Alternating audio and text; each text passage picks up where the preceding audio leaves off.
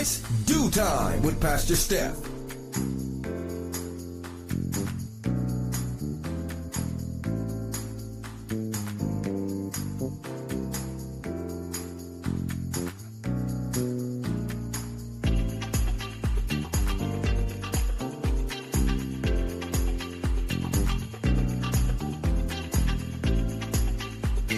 Good morning, good morning, good morning. Rise and shine. You're on with this Dew Time with Pastor Steph. How are you this morning? That's what I like to hear. That's what I like to hear. For this is the day the Lord has made. Let us rejoice and be glad in it. So, where were you yesterday? Yesterday was Wow Wednesday, and we got started with our girlfriend Vivian and her socially conscious segment. Well, we started off with 1 in 31 children are diagnosed with autism by their 8th birthday. Wow, what a staggering number. Now, this has been increasing over the past 2 decades, and doctors are getting better at this as they're doing their study. Now, here's what really was something that made you go, Data was collected in 14 states and found that 4-year-olds, it was 1 in 34 children, boys more than girls, and blacks and Hispanics more than whites. We talked about why those numbers were so vast, and we talked about healthcare, we talked about diet, we talked about a whole lot of things that could really make the difference between ethnic groups. But we really would love to know why it's boys more than girls. Well, we talked about our President Trump. Well, don't we talk about him? He just loves to stay in the news. Well, he wants to give money as well as free tickets to anyone who is illegally here and who wants to self-deport. Yeah, this is some new program he's trying to implement. And since when you want to give away money? We got money to give away? If we do, it is surely not for the individuals that you've already been getting rid of for free. Well, literally, it's costing him something. It's costing this country something to send away these hundreds and thousands of people. Okay, so now you want to draw them out. That's what we're thinking. We're thinking that that there are still a whole lot more than you have already gathered up, and you still got more people to go. And you figure if you get them to volunteer, that it'll help make your job a whole lot easier. Yeah, we tell you, don't fall for the okie doke. Listen, if he gonna catch you, he gonna catch you. He eventually catch you, okay? Because they are still rounding up people by the droves out here, or at least they say they are. So I don't know. I don't know if that's how it's really, really, really going down. Now, we also had a story with our mayor, Eric Adams, and he's being sued, yes, because he is trying, well, at least that's what they're thinking, that he's trying to put ICE agents on the site of Rikers Island. Yeah, like, why do they need to go there? You didn't ran out of real estate in all of New York City that now you're going to merge corrections, prison, and ICE agents. Okay, we said that's a very, very, very bad idea. And if you've been hanging out with the Dew Time crew, every single thing we said that was going to go kaput has definitely gone kaput. If we said it ain't going to work, it has not worked, and it has failed miserably. Trust me. And we're not thinking that this mixture between prisoners, correction officers, and ICE agents will be a good marriage. No, no, no, no, no. Now, it'll work for its due time with Pastor Steph because it will definitely keep the news running. Because when we can think of many, many, many scenarios, then that means that many, many, many scenarios will go down, and the ones we're not even thinking about. So, baby,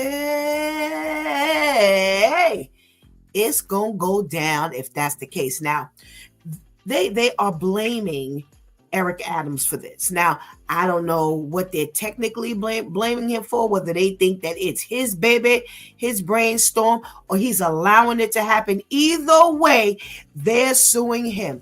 How you stay behind the 8 ball? That's the thing that I just don't understand. Listen, I don't want to hear nothing about is because he's on this side of the fence.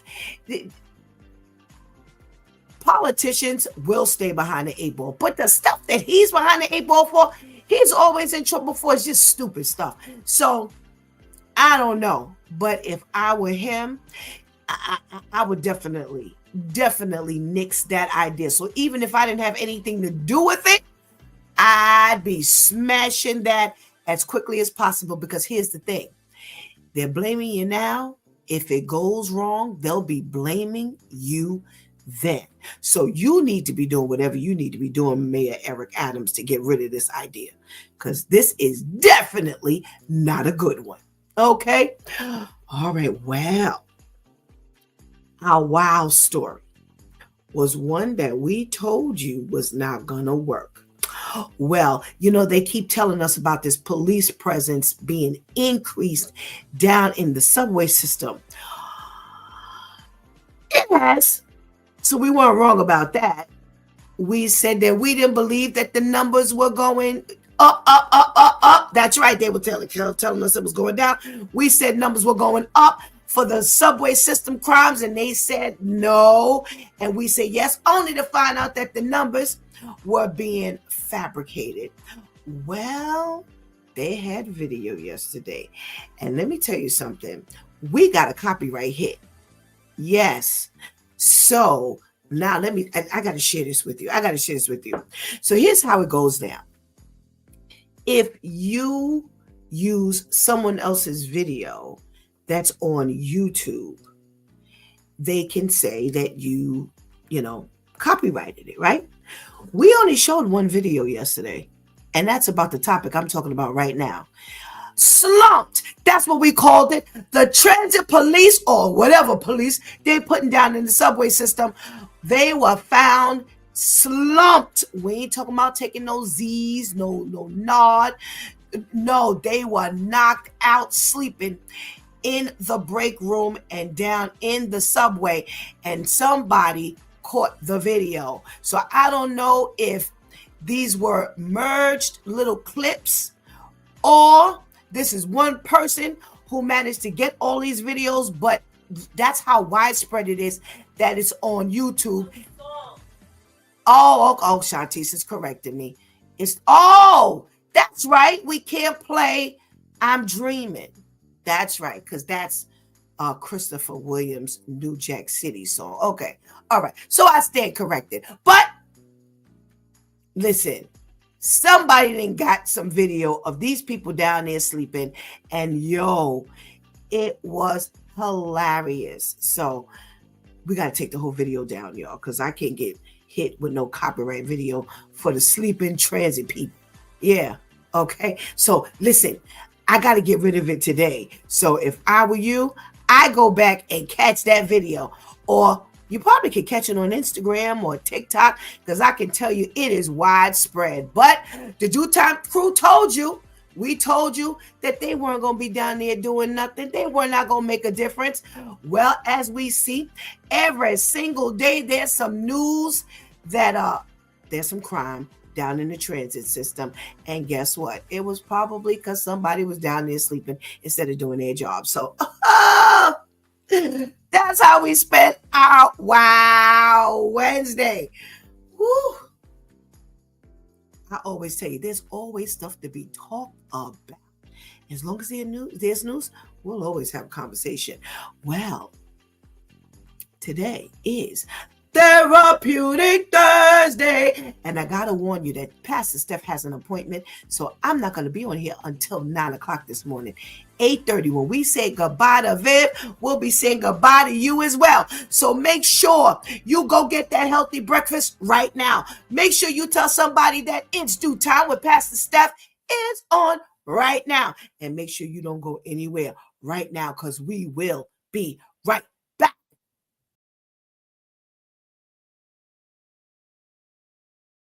Storage, one man's inventions changed the world.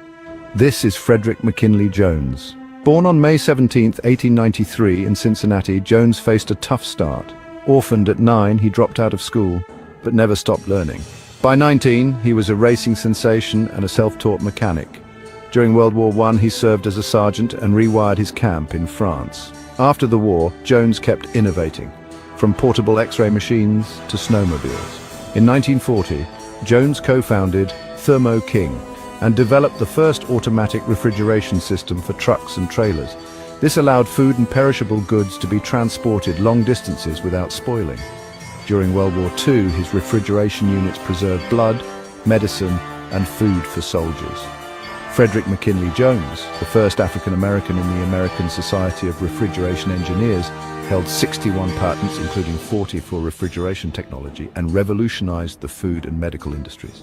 In 1991, he became the first African-American to receive the National Medal of Technology and was inducted into the National Inventors Hall of Fame.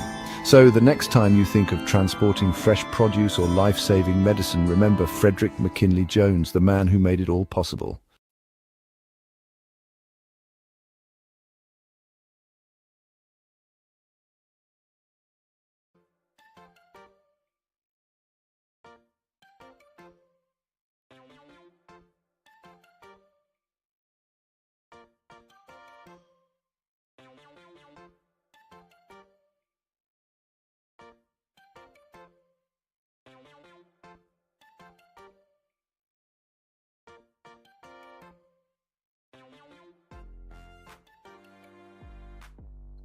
Good morning, and good morning again. Welcome back to It's Due Time with Pastor Steph, and it is Therapeutic Thursday. Well, shout out to Frederick McKinley Jones, who revolutionized traveling with ice. Yeah, that's how we get our frozen, cold stuff from location to location, and it's one of us. Amen. All right, now, if you're in the room, I definitely need to know that you're here with me so I can give you a hearty shout out. Okay, so make sure you say hello to Pastor Steph in that chat room so I can say hello back. We got a shout out from our girl Ketty. Hey, Ketty. Thank you so much for joining us. Hey, Terrence, what's going on? Good morning, my brother. We got a check-in from our MTA guy. Hey, Serge. Thank you for joining us this morning. And Miss Charlene is in the house. Good morning, Miss Charlene. Thank you so much for joining us. Now, we got to give it to the ladies who help us hold it down each and every morning. We can say good morning to Shantice. Good morning, Shantice. And our girl, Anika. Hello, Anika. Because they keep us live on YouTube and Facebook. So we couldn't do it without them. I just got to get a quick shout out. Yo, we were in City Hall last night, not visiting, but working the room. Yes. Man, I'll tell you all about it tomorrow. Yeah. It was fantastic. Fantastic. God is opening up so many doors. So when you see Pastor Steph and Shantice and Anika and Viv and Teresa and Serge and Miss, Ketty, yeah, we're moving around. Giving God thanks for everything that he does. All righty. Get those pens and papers out because we got some health tip that I think you want to know about. And I don't want you to try to commit this stuff to memory. So go ahead and get that pen and paper. I keep telling you, make sure you bring the pen and paper to the table with your coffee, with your tea, with your, orange juice. Definitely not with the fried chicken. Okay? No, we're not doing that first thing in the morning anymore, are we? Hint, hint. All righty. Well, there is a colorectal cancer doctor, and he is giving some warnings. And I want to clue you in on what he says or she says not to do. All right. So by this time, you should have that pen and paper handy because we're moving along today. We don't have much time. Okay. They say never ignore family history. Didn't we just get finished talking about this yesterday? Yes, I did. I mentioned it yesterday that know who you're having a baby with. Please stop hopping in the bed and you ain't asking no questions. Because see, when the oops go down, you may not see him again. You may not see her again. So make sure you never ignore those questions. Okay. Now they say up to 1 in 3 people who get diagnosed with colorectal cancer have family members who have also had colorectal cancer. And this is something that you definitely want to know. All righty. They say there are a few reasons why cancer runs in families: genetics, shared environmental factors, and some combination of the two. And that's from the American Cancer Society. Okay. So they say because the health of your relatives directly influence your individual risk of colon cancer, it is crucial that you know your family history. So start asking your parents, start asking some siblings, because sometimes siblings be knowing these things. Yeah. So make sure you talk to everybody. Okay. Other relatives, grandma, grandpa, Uncle Joe, Aunt, Mamie, whoever it is, make sure you get that information before you ever get, hit with colorectal cancer so that you can, take the extra precautions. Okay. All righty. They say never miss or delay colonoscopies. Let me say that again.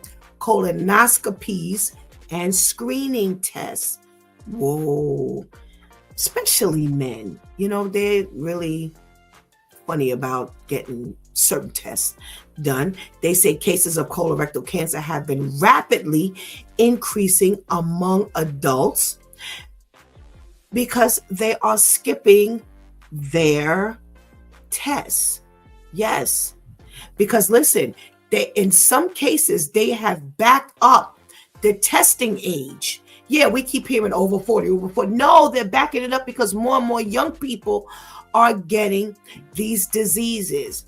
So they say there's an alarming trend that's going on. So now they are starting to back up that age, and all adults, first of all adults are advised to start screening, getting that stool test starting at age 45. But if you have family history, you got to get this testing earlier. Okay. So that's one of the reasons why you need to definitely ask questions about your family history.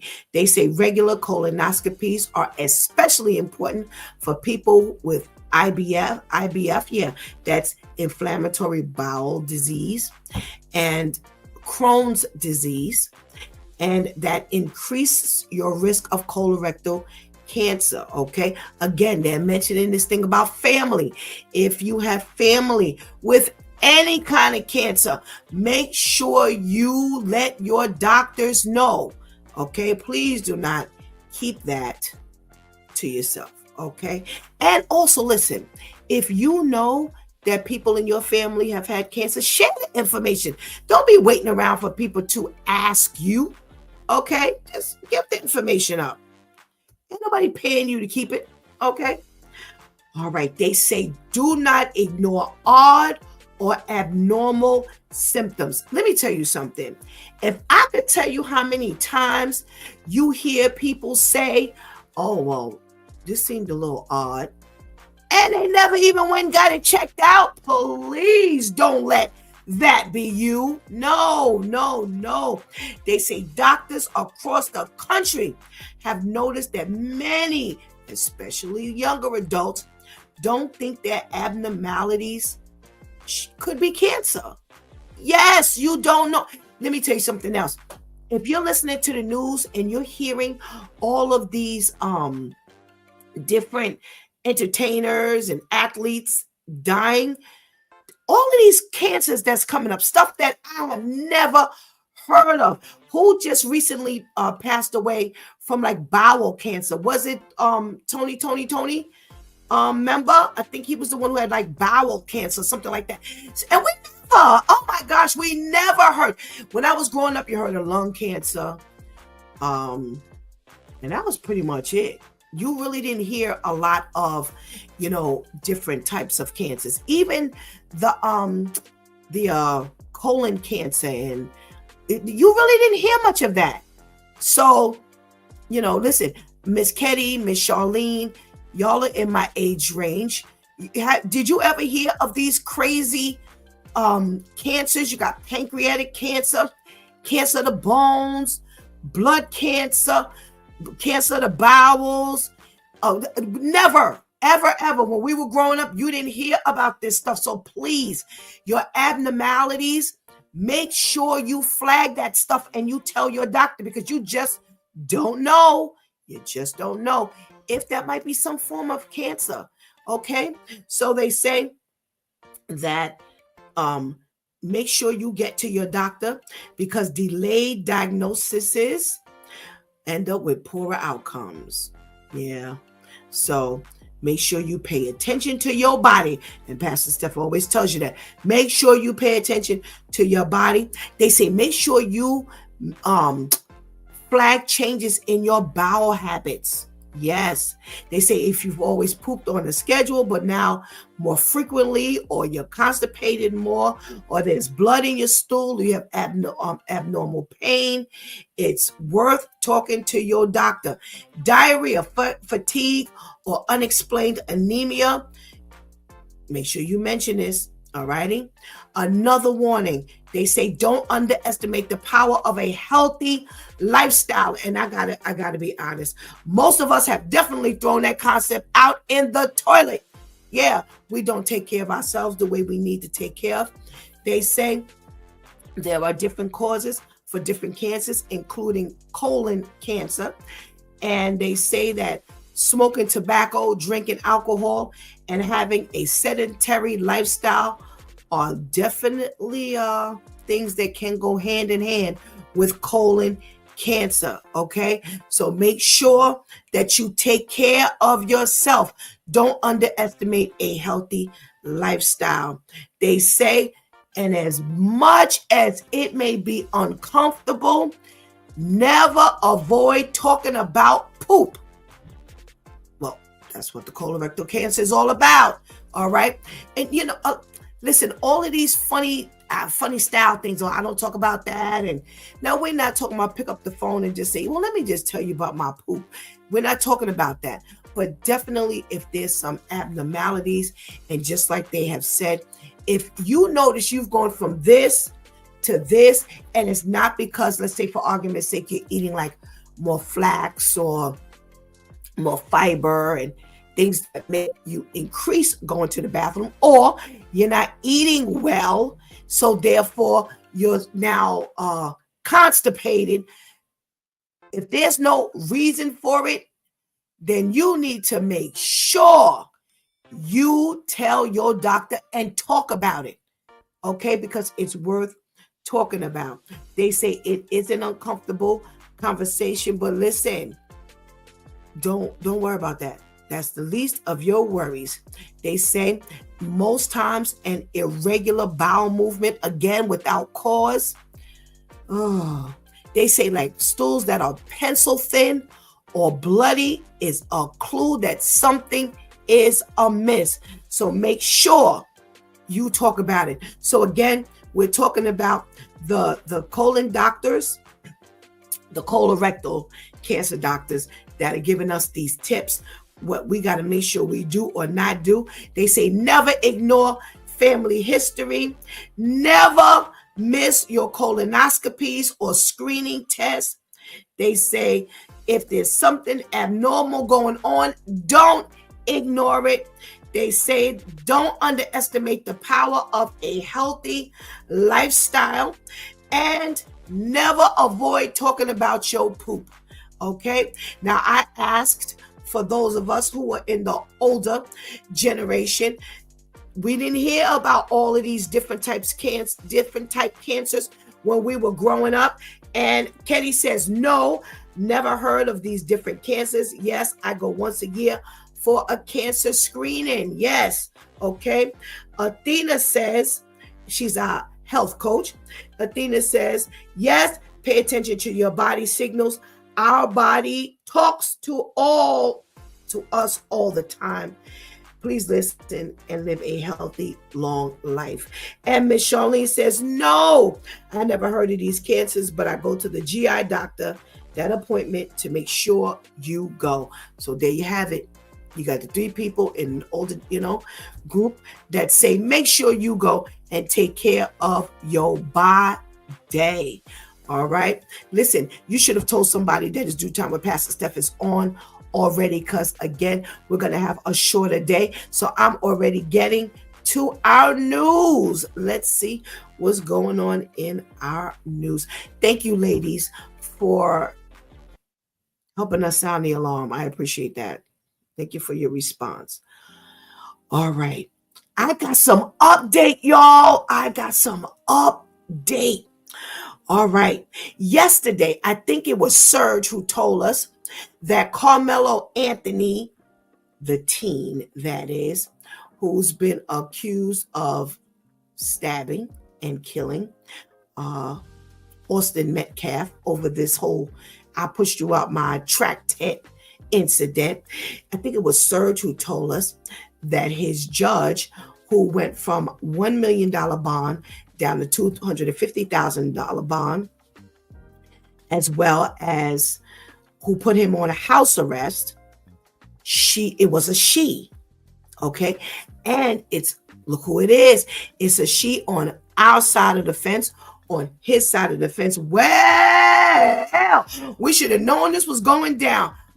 Homegirl has some threats going on. Yeah, listen, I don't care what they say about us on this side of the fence. Let stuff stop going their way. They want to kill and threaten you and shorten your life and make your life miserable. Yeah, they some poor losers. Yes. How many times have their judges gone against us? Listen, she did what was necessary in her opinion. So, she's definitely getting some death threats for her and her family. And Miss Judge Angela Tucker, they are not playing with her. They've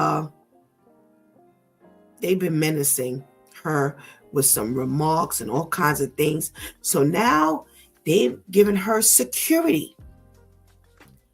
Y'all are just out of control. Really? Stop. Had it been the other way around, and you wouldn't have heard a thing. Now, we would have been making some noise, but that judge, whoever that judge was, would not have had to get no security detail. Yes. So that's where she is now. All righty. Now they say that she's been getting some threats. They have not gotten the details of the threats. That's coming out. Don't worry about it. We'll be able to find that out soon because somebody gonna spill that. All right. And they say that this is her life now. Yo, they crazy. They're crazy. I got another story. Excuse me. I got another story that's kind of layered. All right. Now, I got to tell you the story backwards, because the first story I got is kind of like the end of the story. But I never heard of the first part of the story. Yeah. Well, where was I?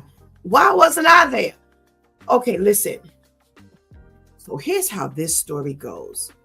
I can't quite pronounce her name. Sean Terry. I'm just going to call her Sean Terry Weems. She had a daycare center.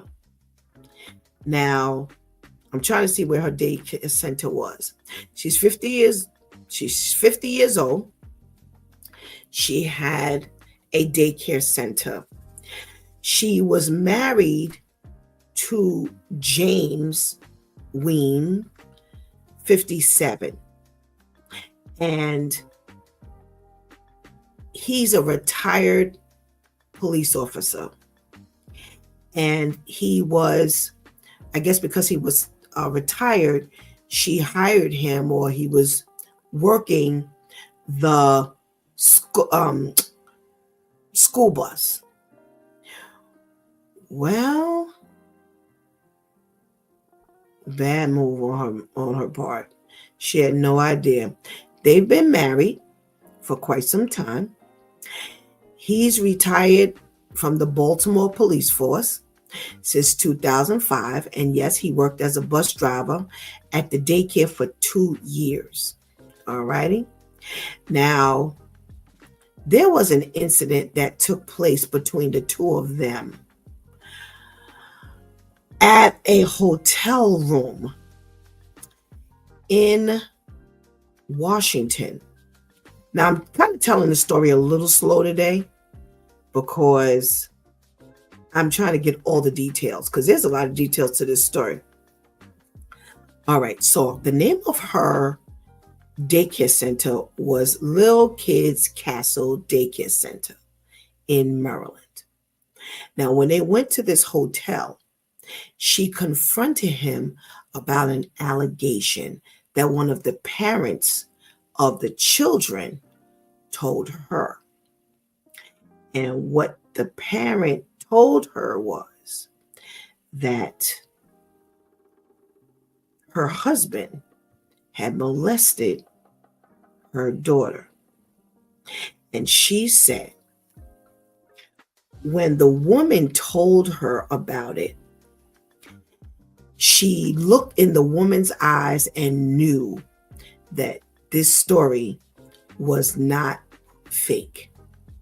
She said she could just tell that this woman was serious and that she was not making this up and that it wasn't a lie.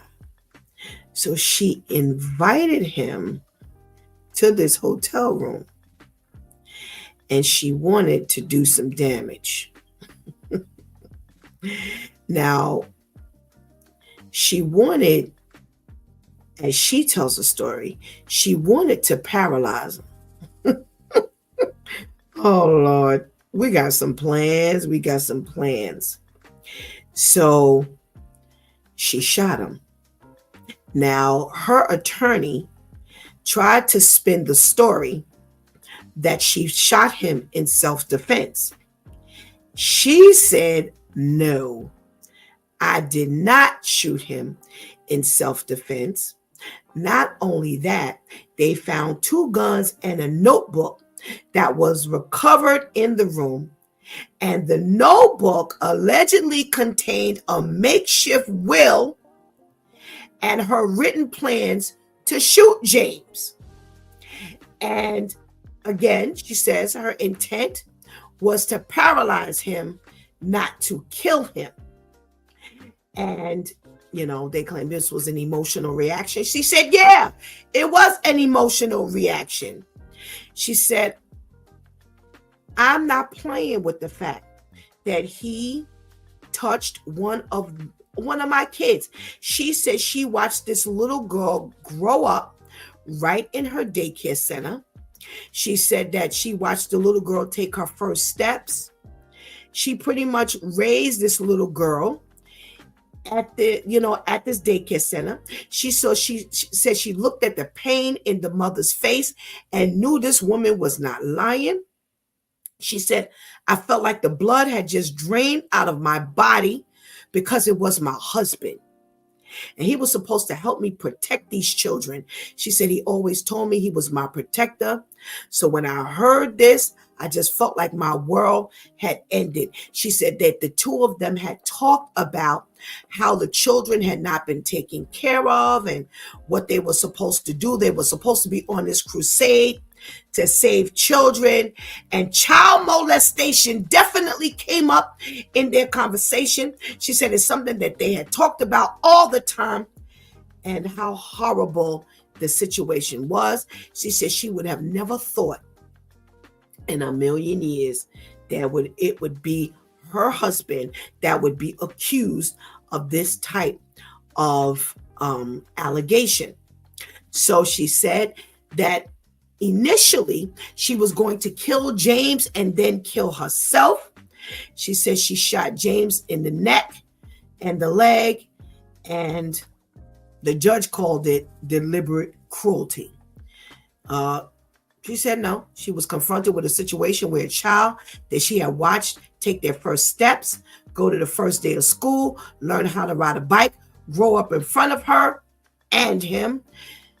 She had this parent come to her broken and tore down both of their worlds. And she was not feeling good about it. She said never had she ever been hit with something like that before. And this was the way she wanted to handle the situation. She said that she ended up filing for divorce. This is a post interview. She said she ended up filing for divorce afterwards, and that's it. And they asked her, was she remorseful? She said no, and I'm not apologizing until he apologizes. Well, that was the backstory. What I initially caught was the recent story about this James Weems, who has gone to jail and has been sentenced to life in prison.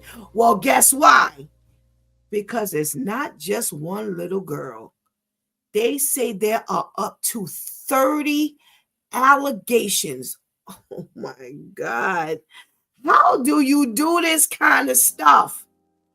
30 allegations.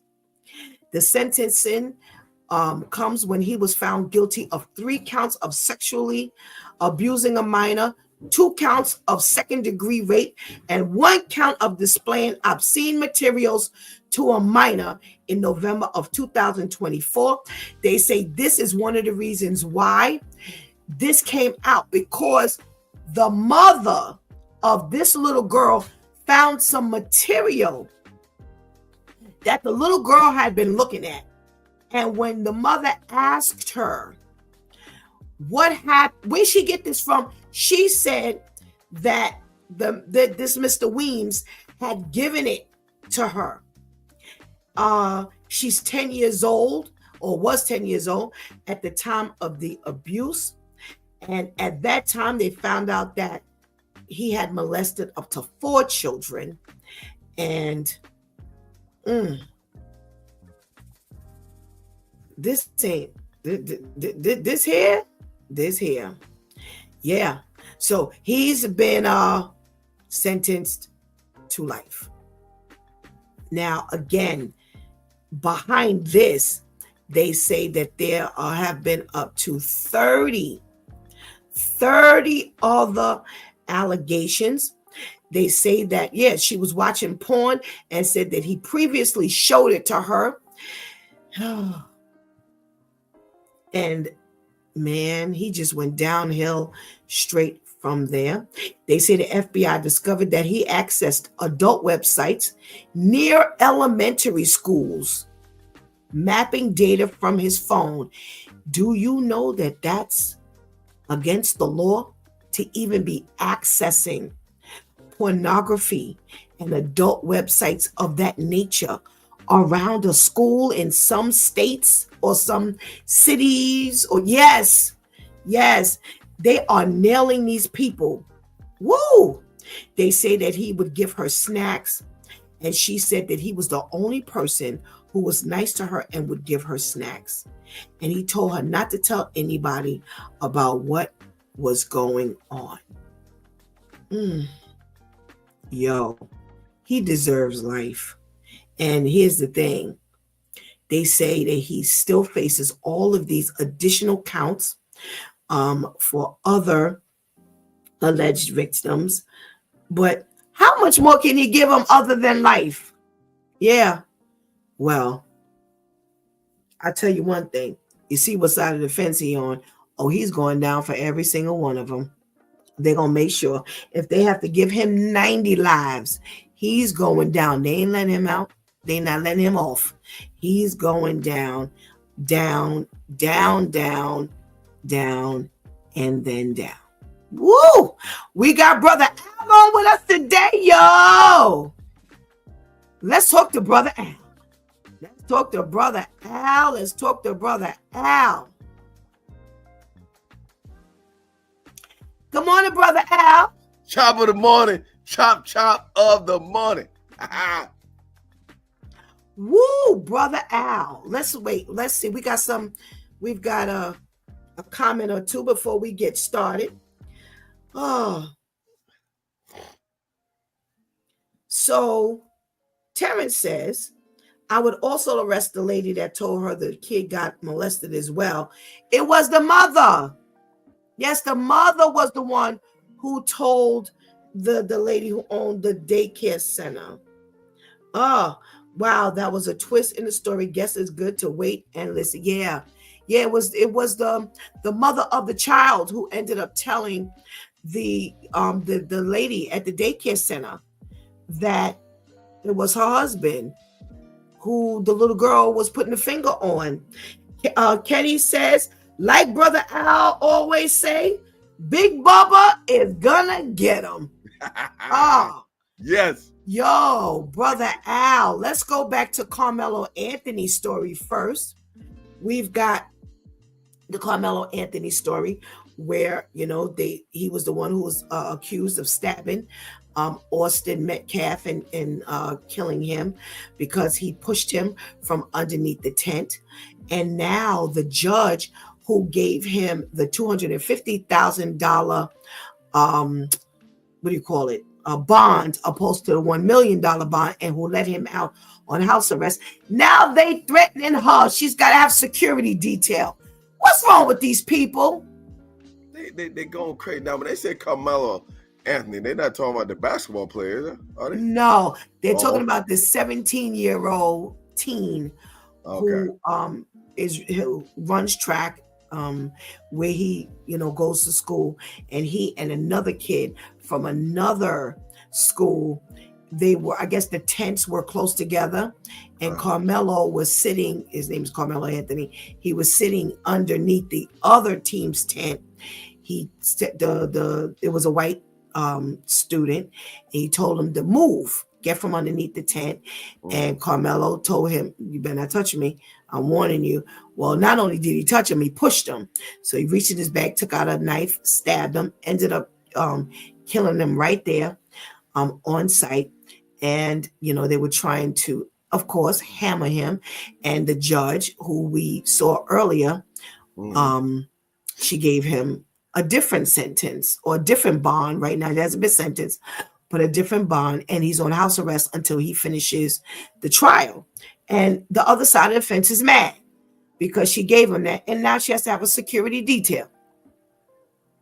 Wow. That's insane. And it's sad because our kids have gone crazy. These kids got so much anger. When we working in the school, I'll see one kid say something to the other, and they go to 100. And I'm like, why are you going off like that? Like,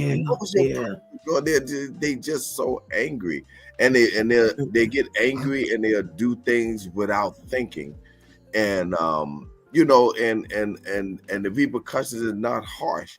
I mean, this is, he killed somebody, so you get what you deserve. But it's like y'all threatening they threatening the judge for giving the bond.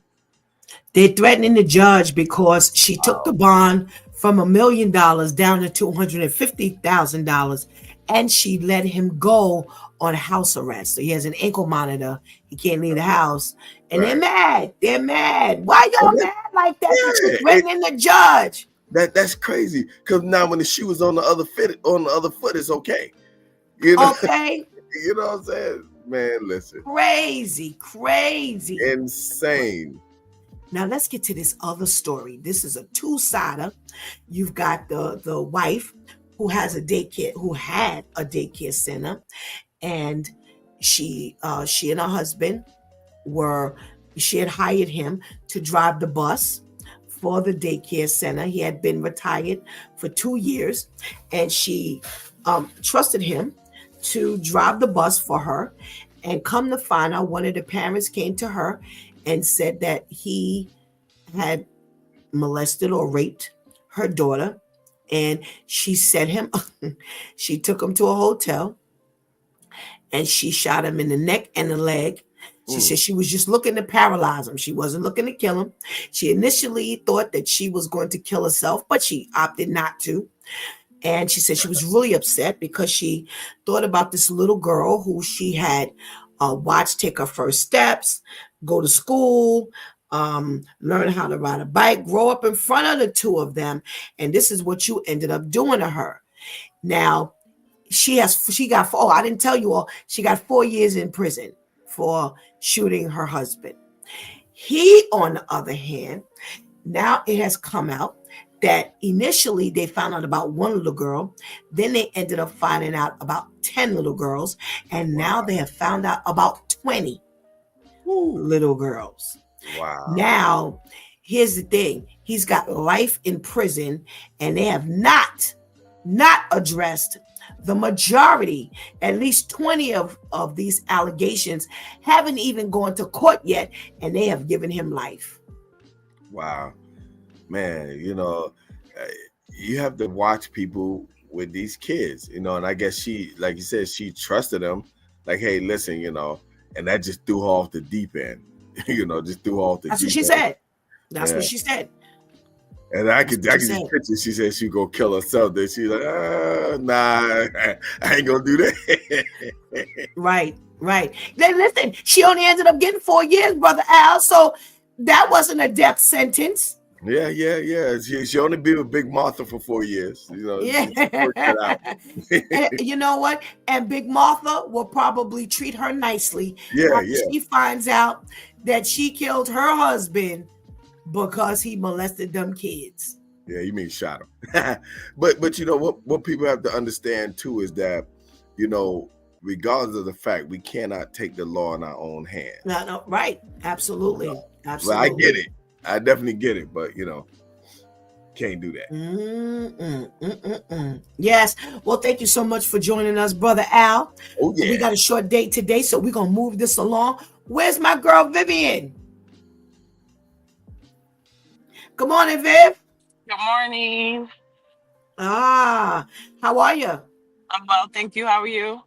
Good, good. I am well. Thank you. I'm well. So, Vivian, this story about Carmelo Anthony has gone buck wild. They have now threatened the judge, and she needs security detail. Is this over the top or what? Definitely over the top. Definitely over the top. And then you just can see the difference. Like if it was the other way around and it was a white judge who pardoned or who was lenient on a white person, the black people probably would have, they probably would have marched around and this, that, and the third, but they wouldn't be out there threatening people's lives. We don't do stuff like that. But now you out here trying Absolutely. to kill the judge because she gave the boy house arrest and lowered his bond. That's just ridiculous. It's ridiculous. Yes, crazy. Crazy, crazy, crazy. Why we gotta go overboard? What's the Really. matter? Just What is ridiculous. that? What is that? Now, let's talk about this woman who shot the husband in the neck with the intent to paralyze, not to kill. And the husband who ended up getting life in jail for the molestation. She only got 4 years, so it's good she didn't kill herself. But what about this story here? That's crazy. And did they say he was a retired cop? He had retired from the Baltimore Police Department. I think this goes with the other story because of the position you were in and you decided to do what you did. You deserve a greater punishment than somebody who was not in your position. I'm sure you have seen Right. cases of this before, like you've dealt with this Right. before, and you're out here not only molesting this one girl, but to find out you had 20 girls come forward and say that you molested them. You deserve every No, bit of Viv. that life No. sentence.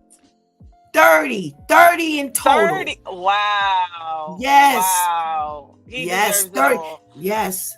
He deserves every bit of it. Even if they didn't go to trial yet, he deserves every bit of it. And if they can add more time, they need to add more time, because that is ridiculous. So what, all the women, all the girls from the daycare, he was doing this way before the daycare? No, they claim that all of these were from the daycare. Wow. Wow. Yes, That's they so don't have sad. any outside. It is. They're not claiming any outside or additional other than this daycare. That's the only thing that they're talking about. Wow. That's so sad. He deserves every bit of Goodness. that life sentence. And I hope his time in jail is very hard for him, because that is just so sad. And it shall be. It shall be. Especially when they find out that he's a retired Baltimore police officer. Yes. Oh, you done.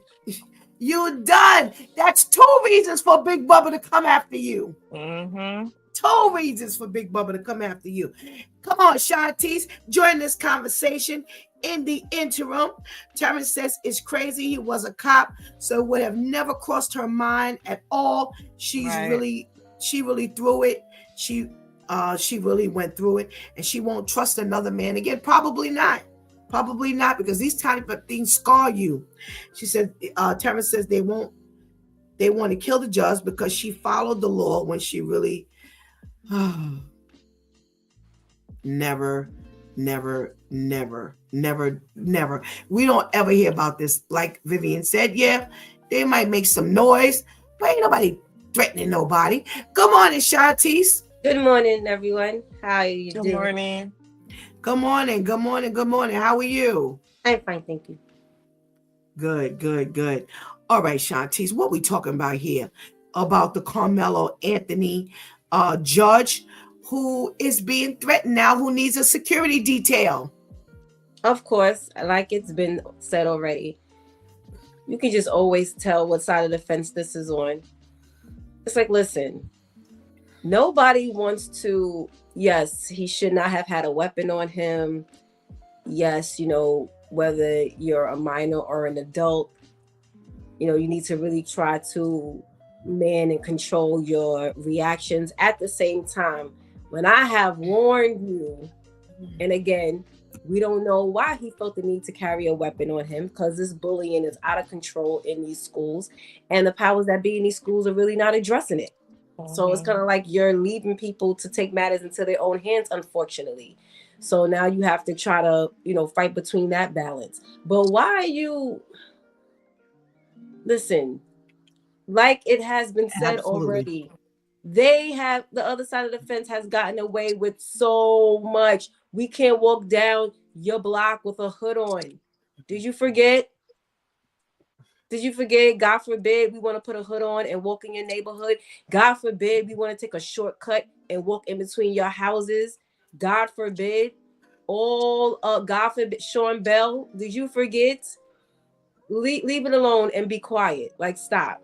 And what was the kid he killed? Was he on our side of the fence or the other? He's on the other side of the fence. That's why you're getting the death threats. Right. That's why you're getting the security detail, because that's who's threatening her. It's not like us threatening her. It's like, listen, not to sound insensitive, but when it comes to you wanting to threaten her, get over it. Because it's been way too many times. We can sit here off the top of our head. We don't have to go and Google it to remind ourselves. We can give you how many names, whether they were minors or adults, men or women, that have been caught out there like this, and the police have been able to walk off scot-free. Stop. Go Absolutely. have a Pop-Tart and sit down somewhere. What about this married couple in this craziness? She shoots him. She gets 4 years. He molests and rapes, and he gets life. And she says, I'm not apologizing. I'm not apologetic. I'm not apologizing until he apologizes. I could see her saying, my apology is to the Lord, not to you, bro. You be all right.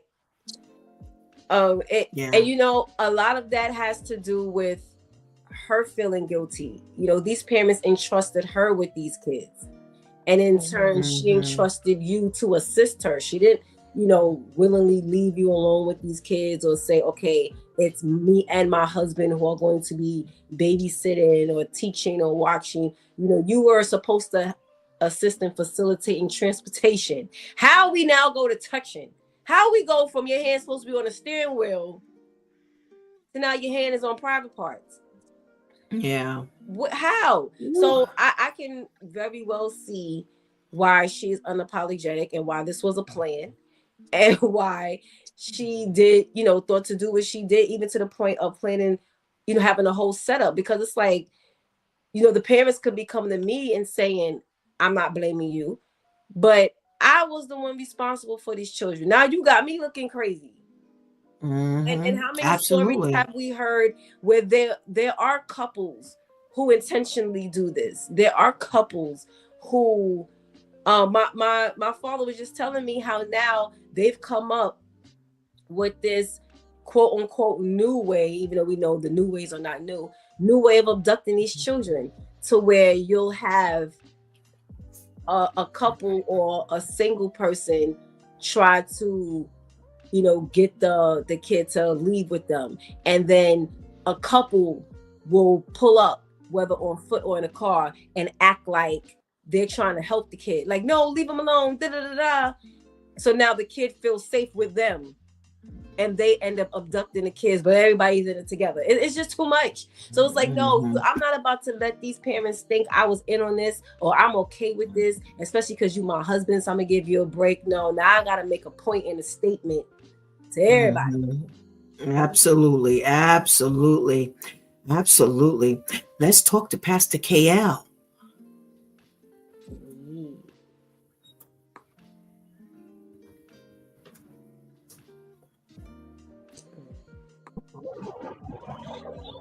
Hey, Good morning, Pastor KL. Good morning. How's everybody doing?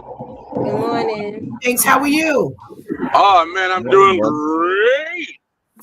Wow. Wonderful to hear. Amen. I'm wonderful to hear.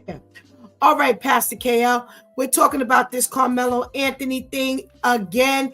The plot thickens, and now the judge is being threatened to the point where she needs a security detail because they mad that it went from $1 million bond down to $250,000 bond, and he's got house arrest. Now they mad enough to threaten her life. Overboard. Is he frozen? Frozen. Yes. He looks frozen. Yeah, I think it's frozen. What happened to Vivian? She got frozen too? No, I believe her connection failed, so she may have to tap back in as well. All righty. Oh, yeah. So let's see. All right. We're about to move on to our main topic. So let's give them a couple of seconds to join us. I think you're going to like this.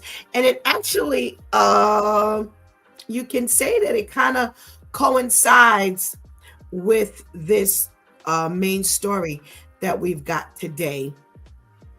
And we're talking about something that all of us have gone through.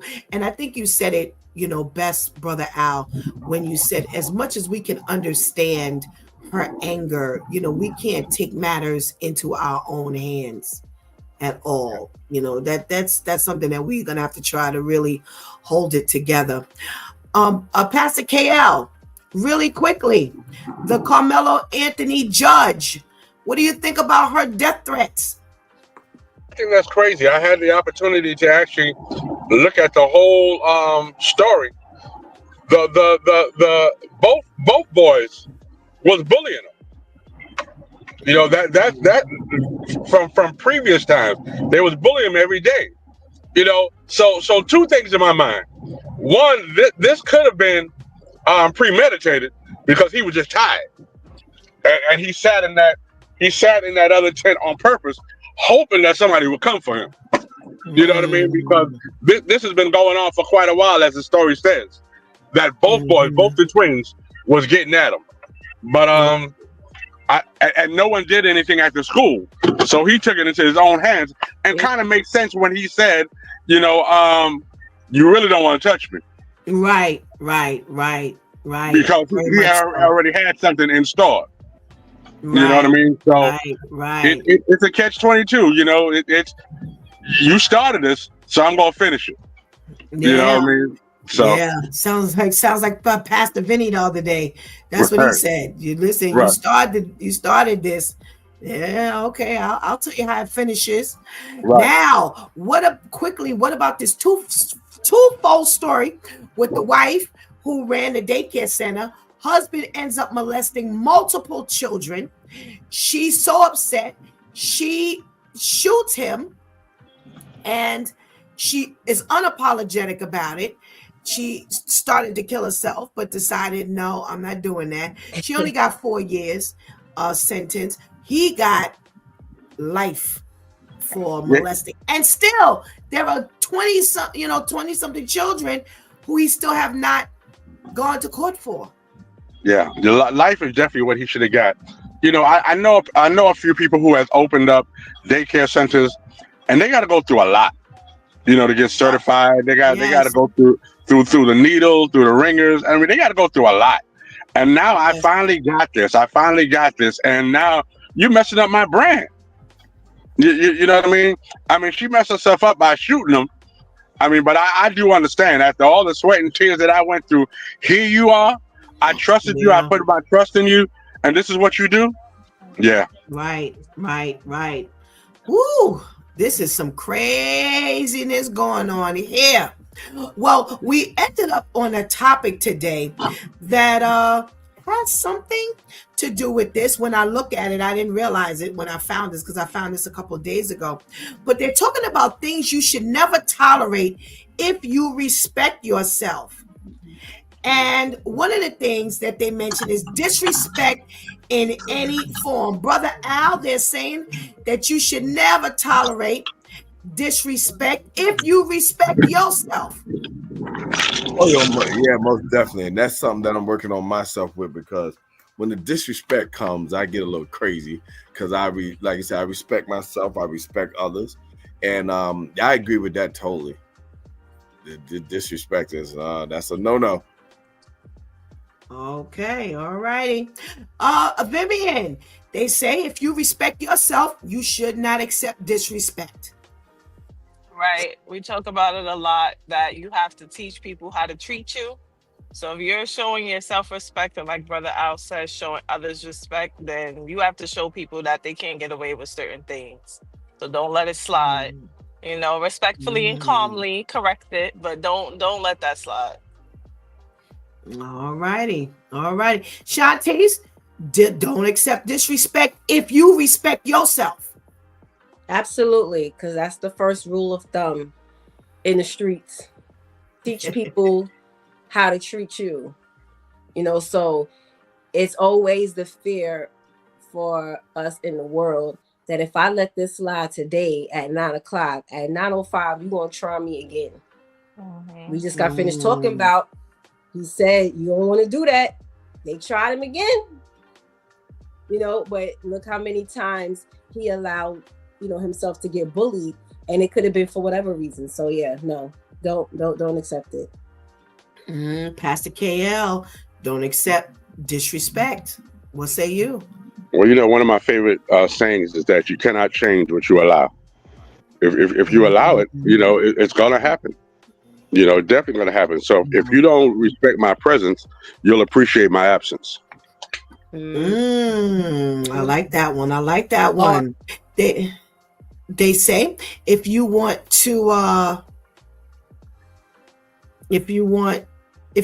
cannot tolerate this thing, if you respect yourself, being taken for granted. Vivian. Yes, I agree with that one also. As if you're putting effort, if you're respecting yourself enough to put in effort, and you're extending that effort to outside of you, then don't allow somebody to now take for granted the energy you're putting into that relationship. Because again, you let it go this time, and then they'll be trying to play you moving forward. So again, when you see it, make sure you're seeing things correctly, and then make sure you address it. All righty. Shantice, don't let people take you for granted if you respect yourself. Nope. Don't let people downplay what you do for them. That's a huge one, because you do things for people that they're not even willing to do for themselves, but because they don't value themselves, they don't value what you do. And it's showing. It's not like once upon a time days where people were really good at acting like they appreciated your deeds. No, it is so obvious now. If you respect yourself, don't tolerate that. Save that energy for the next person Jesus is going to have you serve. All right. Pastor KL. You got to know your worth. I have a little sister that I call here, and I said, listen, you have to surround yourself with people who are able to do as much for you as you can do for them. Amen. And just because friends is kind of different in this era. Just because you don't see your friend every day does not mean that that's not your friend. Your friend doesn't have to be in your butt every day. In order for people in your butt every day, they still ain't your friend. But when you going through and you need something, and it not always have to be monetary. I know if I call Pastor Steph at 2:00 in the morning, she gonna answer the phone. I say pray, she gonna pray right then. She ain't gonna say, okay, I'll pray later. She gonna pray right then. These are the kind of people in your life that you need.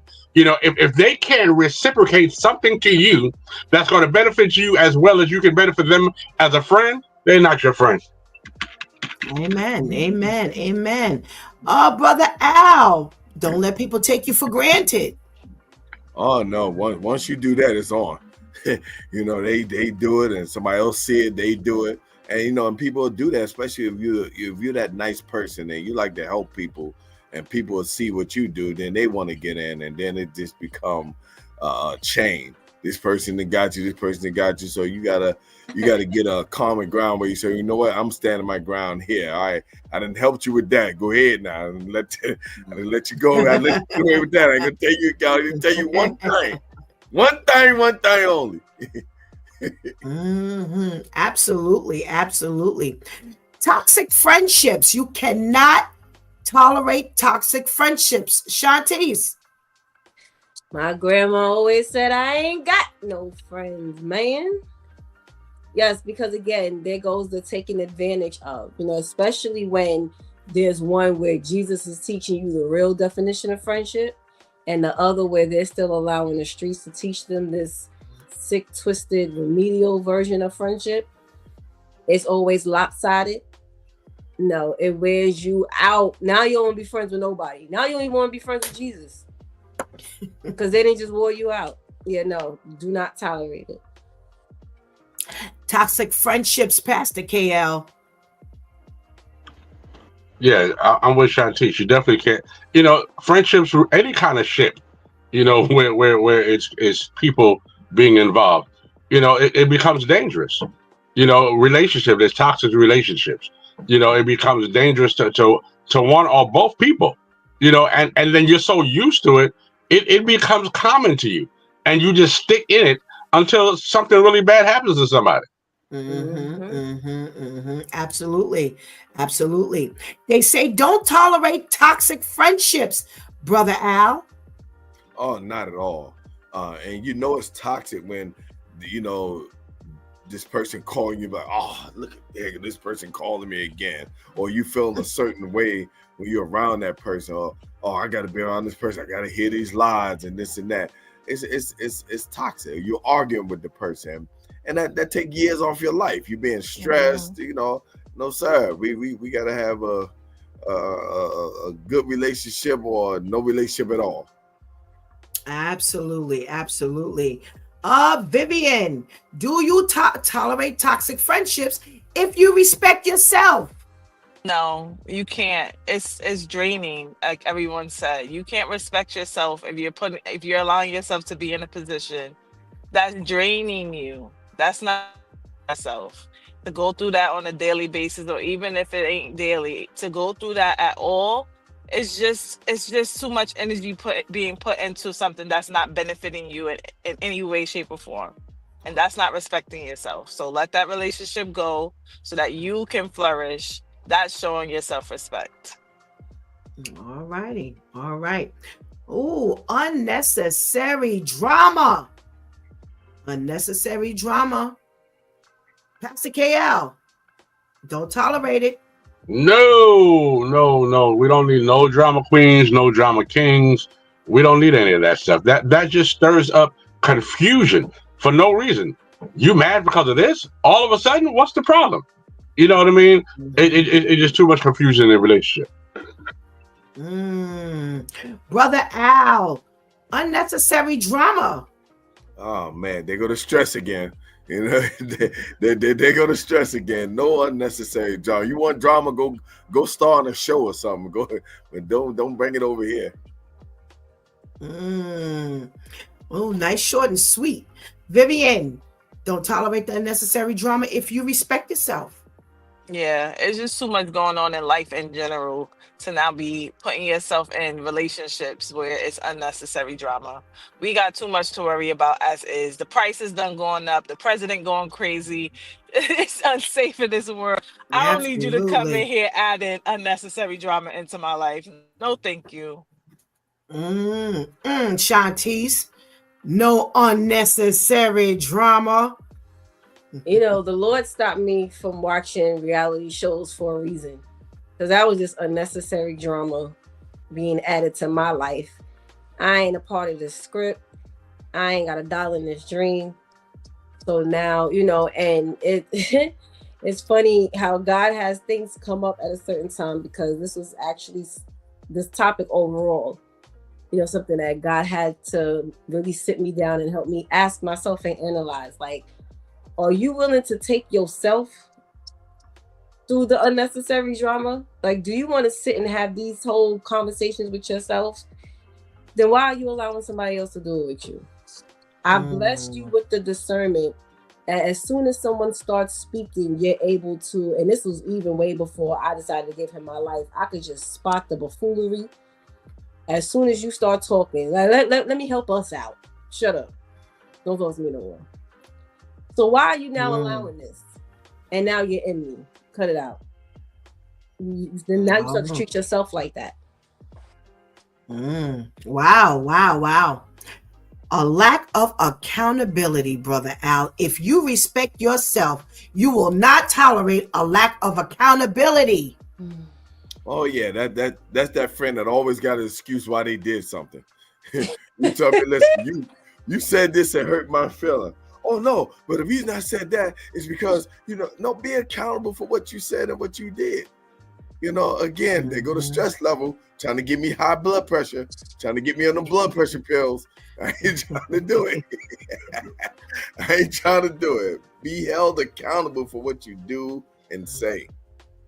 A lack of accountability. Yeah, definitely an example. A lack of accountability, Viv. I took it a little differently, as in the person holding you accountable. Like, if I can't trust in you to call me out on my BS or call me out on my laziness, then what's the point of this relationship? Well, we could take it both Okay. ways. If you're not taking accountability for your own actions, again, that's unnecessary drama. That's a toxic relationship. And if I can't trust you enough to call me out on my laziness and my buffoonery, then what's the point of this relationship? That's not holding myself to a higher standard. That's not respecting myself and my goals. So why am I holding on to this? Okay. Interesting. Shantice, you can't tolerate a lack of accountability if you respect yourself. True? Yes. Yeah, that lady considered a suicide. That's the effect that for all of those who don't like to take accountability, you then push people to contemplate taking themselves out in any kind of way than to sit and deal with your buffoonery, because you just bring so much slowness to the table when you don't want to own up to your mess. Please help us and just understand where you are, understand whether you're a believer or a non-believer. If anyone is taking the time to tell you about you, it's because the Lord loves you. Don't now make it to where now the Lord got to deal with someone's suicidal thoughts, because it's like one of us got to go.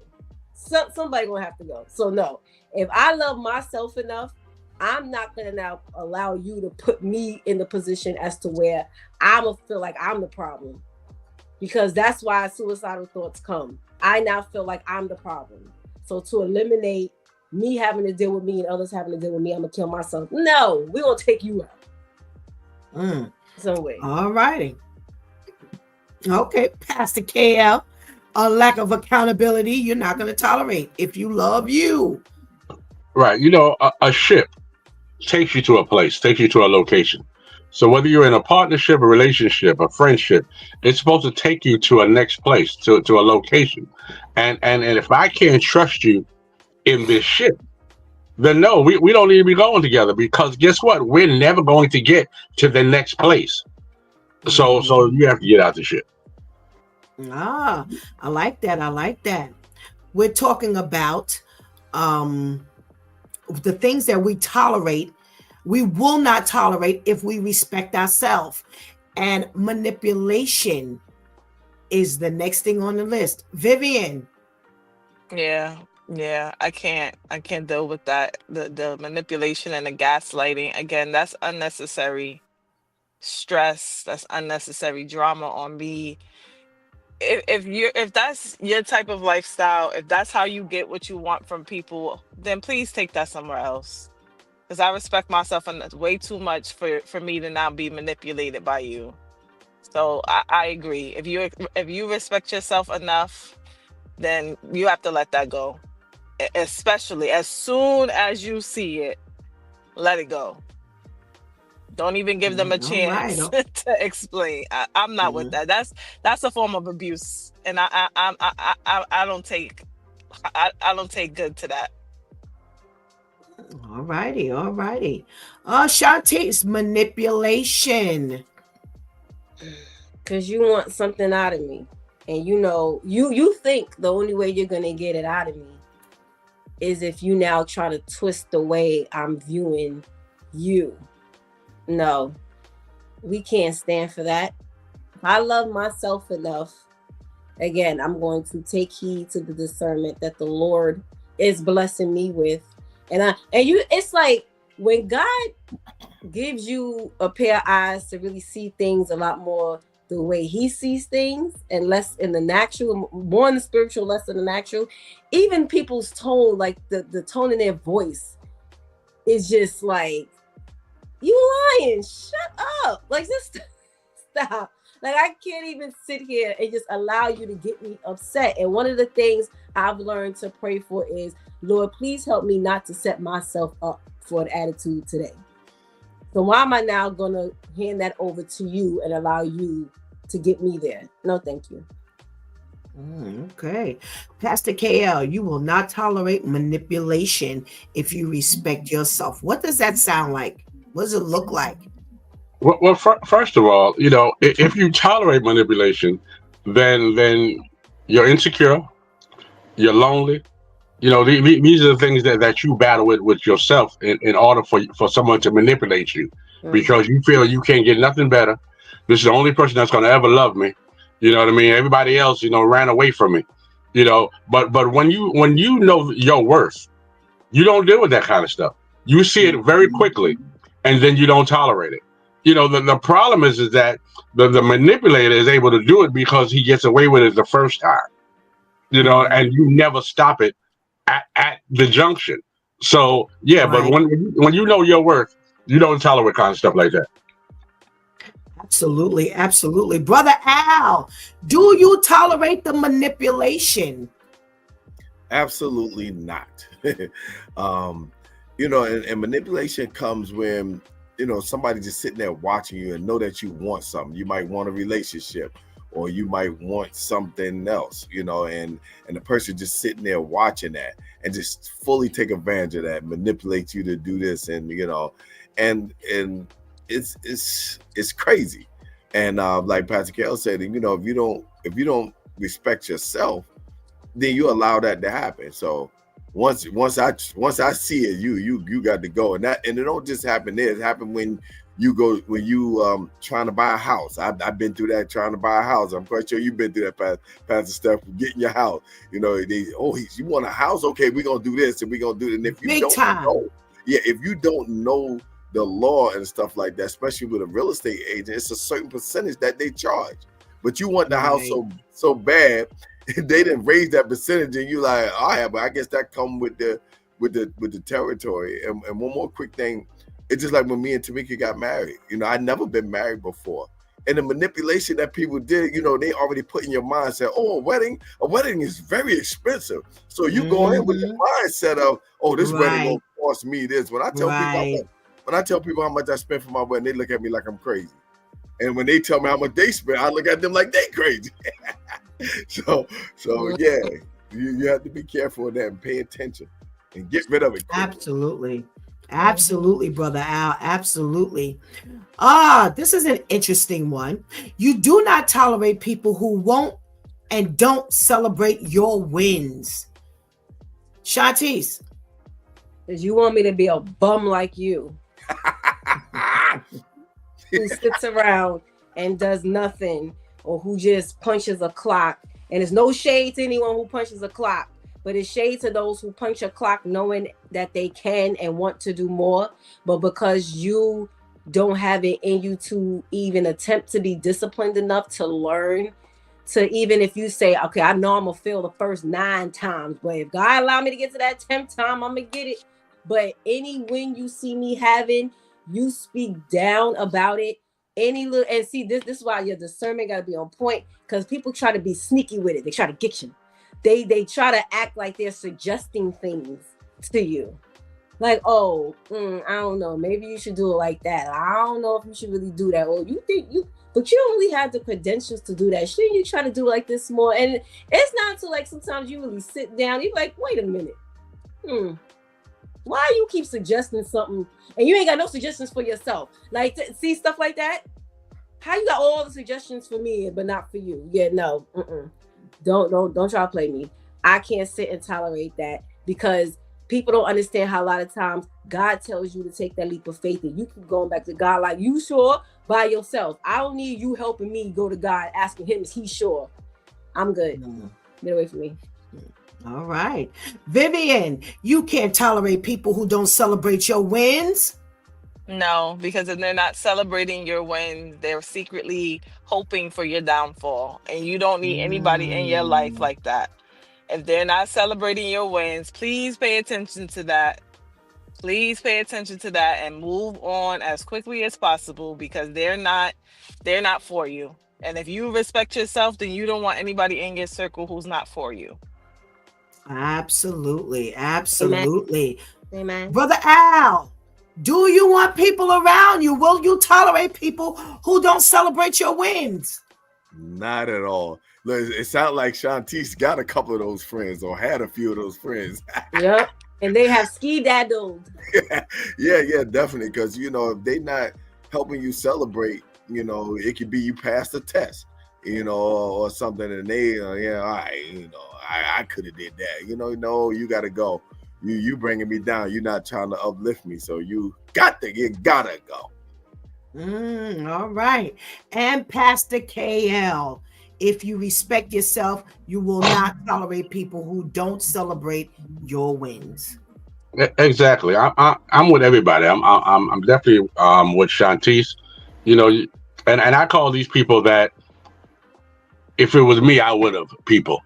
Everybody was like, if that was me, I would have. And it's almost like if that was you, but I'm doing embroidery and you on fries.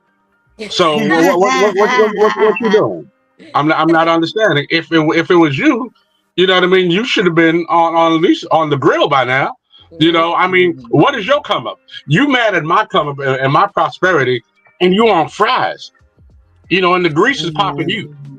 I don't understand.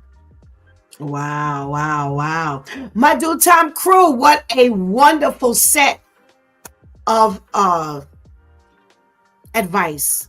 Thank you for your counsel and your guidance this morning. Thank you for your contribution into today's conversation. And we pray you have a blessed day. Thank you. Thank you. Oh, yeah. Have a good day, everyone. And Pastor, real quick, I just want to let everybody know that I'm selling chickens because I'm tired of these egg prices. So if you need a chicken, let me know. You know what? I'm selling them cheap. Do you deliver? Do you deliver? I got a few in the backyard. So if you need one, they grow quick and they lay a lot of eggs. All right. There's your offer. No more high price for eggs. Thank you, Brother Al. Oh, yeah. Hi. All right. Giving God thanks that, we can give this level of counsel and give this level of advice at this time of our life. Like Brother Al said, Shantice, you sound like you had some of those people in your life. It's a lot to get to a point where you don't tolerate things in your life. That takes growth. That takes maturity. And giving God thanks that all of us on this panel have given our lives to the Lord. And now we can look back and talk about our former life and all the things that we've learned. The only reason why we can even talk about this, what you no longer tolerate if you respect yourself, is because we've given our lives to the Lord and He's allowed us to go back and look at the mistakes that we've made and correct them. Now, we don't always get it right. And sometimes you make the dumbest mistakes, even as a Christian. So it doesn't mean that you don't make mistakes. However, being covered by the blood of the Lamb, says a whole lot for forgiveness, not just God forgiving us, others forgiving us, but us forgiving us. Do you know that's one of the hardest things that people go through in life is forgiving yourself? It is so easy sometimes to forgive other people, and you are still walking around talking about, I can't forgive myself for that. And people don't realize how impactful that one statement is. Well, that goes hand in hand with what we tolerate in our life. Because guess what? Sometimes you don't forgive yourself for things and you carry that guilt around, and it allows you to tolerate a whole lot of stuff that you shouldn't. And then on the flip side of that, because we don't forgive ourselves, we don't tolerate things that we should, that God wants us to forgive, that God wants us to push past. So this is why I say nothing beats giving your life to the Lord, because in that there is no mistake. You've been watching It's Due Time with Pastor Steph. Join us Monday through Friday from 7 a.m. to 9 a.m. where we discuss matters of the heart, mind, and spirit. As you go through your day, be sure to set your mind on things that are above, not on things that are on the earth. They will only serve as a distraction. Remember, prayer changes things. It's Pastor Steph signing off, and I want to thank my Due Time crew for always coming through big time. Thank you for hanging out with us and helping us do what we do. And thanks for keeping that chat room live. Oh, please do not miss this opportunity to give Christ your life right now. If you have already given Christ your life, then please do not miss this opportunity to strengthen that relationship with the Lord right now, because later is not promised to any of us. Until tomorrow, God spares. Where's Freestyle Friday and we get to do whatever it is we want to do. Well, again, God spares. I'll see you then. Until then, I love you.